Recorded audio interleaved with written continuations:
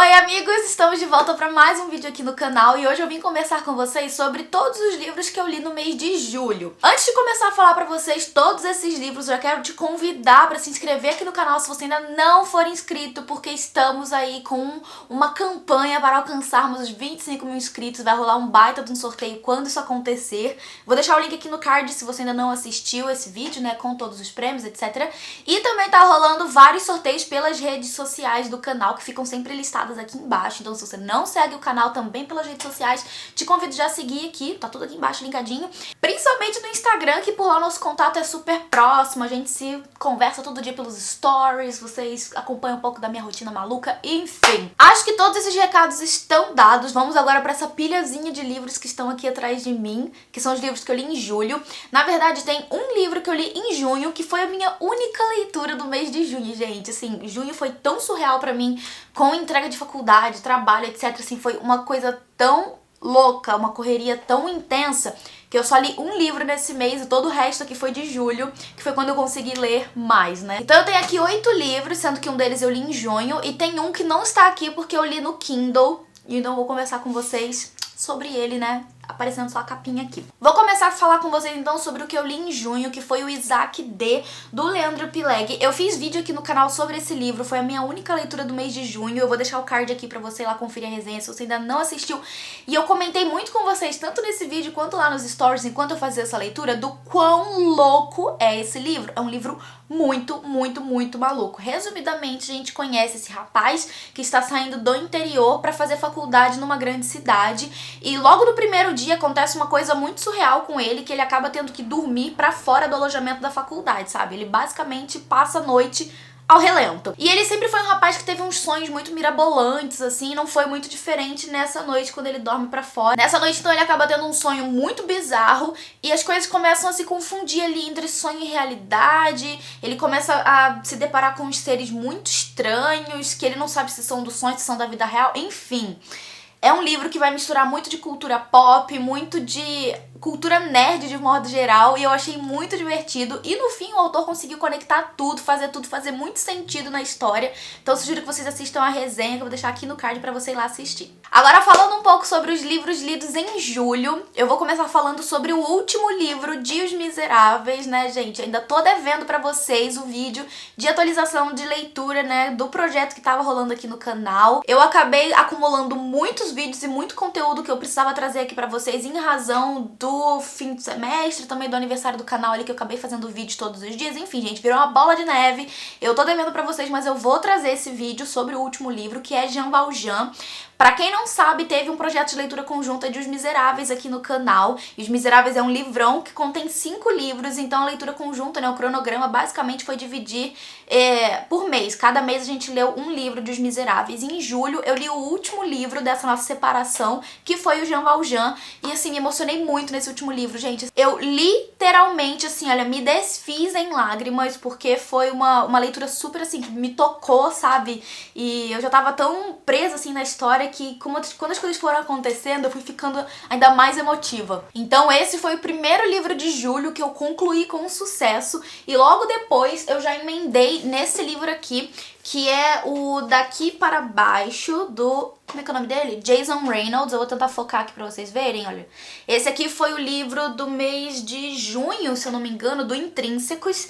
E é um livro, gente, eu já mostrei aqui no book haul. Ele é muito rapidinho, olha, porque ele é todo escrito. É uma história de fato, mas escrito em versos. E é uma história muito, assim, impactante. Porque vai contar a história de um garoto que vive na favela, lá nos Estados Unidos, e o irmão dele é assassinado. E é, assim, entrou pra estatística, sabe? É mais um garoto que é assassinado na região. Então ele acaba se decidindo por vingar a morte do irmão, e ele vai pegar um elevador pra descer até o fim do prédio e se vingar, né, da morte do irmão, matando a pessoa que teria matado seu irmão.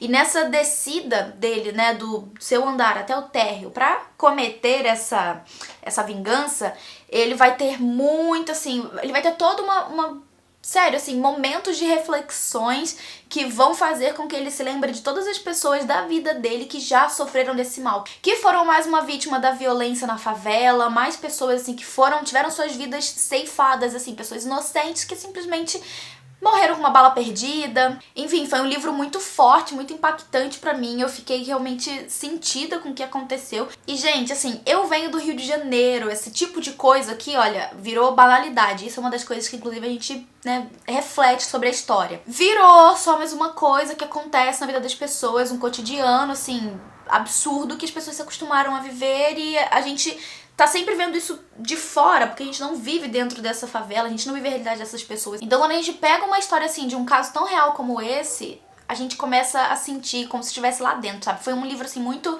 que mexeu muito comigo e eu gostei bastante da história também. Dando continuidade, em julho eu li alguns livros de uma TBR que eu criei, que foi a TBR Desencalhada, que foi um desafio que eu soltei aqui no canal em junho, pra gente ler livros que estavam encalhados na nossa estante, então convidei vocês pra lerem também, enfim, né? Li alguns livros dessa TBR, o primeiro foi O Urso e o Rouxinol, da Catherine Arden. Eu inclusive fiz um vlog de leituras aqui no canal, que vou deixar aqui no card, de algumas leituras que eu fiz, inclusive essa daqui, e é um livro, assim, que eu tava com as minhas expectativas, tipo assim, lá no Everest, entende? Então, quando eu fiz essa leitura, eu tava esperando algo muito grandioso, e pra mim não foi lá essas coisas, assim, eu gostei do livro, não é um livro ruim, não é um livro que eu não indique, mas eu fui com muita sede ao pote, sabe? Eu tava esperando gostar demais e ele foi um livro razoável. Esse livro aqui vai falar sobre mitologia da Rússia medieval. Então a gente tem essa história que tá se passando no período medieval da Rússia e a gente conhece essa família bastante grande em que a esposa vai dar à luz a sua última filha e ela quer muito ter essa última filha porque ela tá sentindo que essa última filha dela vai ter, assim, os poderes que a mãe dela teve, né? Ou seja, que a avó da criança teve. Então nisso nasce a Vásia, que é a nossa personagem principal aqui da história, e ela vai ter então esse poder de se comunicar com os seres da floresta, que é algo muito presente no folclore russo. Então essa menina vai nascer, ela vai ter ali muito contato com essas pessoas, né? Esses seres ali da floresta. E esses seres são basicamente os seres que mantêm o equilíbrio natural das coisas, sabe? E vai chegar em um momento em que um padre vai chegar ali no vilarejo e vai colocar na cabeça das pessoas que essas criaturas que eles acreditam são demônios.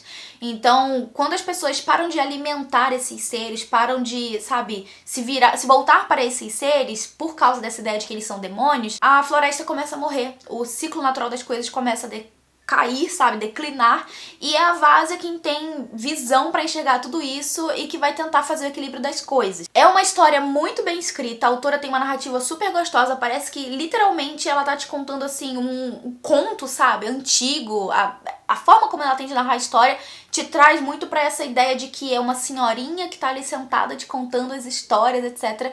E foi uma leitura que eu, assim, li bem rápido. No fim das contas, eu achei o final do livro, assim, a resolução do problema muito rápido, achei que tudo se resolveu de uma forma muito corrida, não gostei muito assim do final, e o livro de forma geral foi bom, como eu falei com vocês, só que eu tava esperando que ele fosse ser incrível, então pra mim ele não foi tudo isso assim, mas é uma história que eu recomendo bastante, principalmente se você gosta de mitologia, se você tem curiosidade em conhecer um pouco mais da mitologia eslava, indico bastante essa leitura. Bem, li em julho este livro aqui, O Para Toda Eternidade, da Caitlin Doughty. Essa autora tem inclusive canal no YouTube, ela é uma pessoa assim bem badalada nas redes, sabe, principalmente no exterior.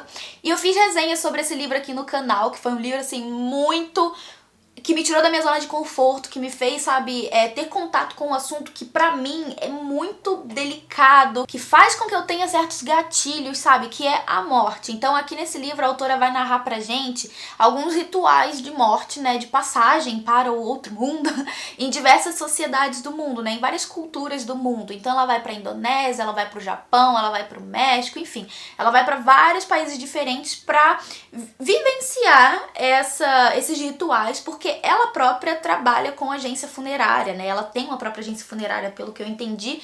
E, enfim, ela trabalha diretamente com a morte. Então, ela foi ter esse contato aí com essas outras culturas pra saber como que são os rituais em outros países. E ela vai trazer tudo aqui pra gente nesse livro.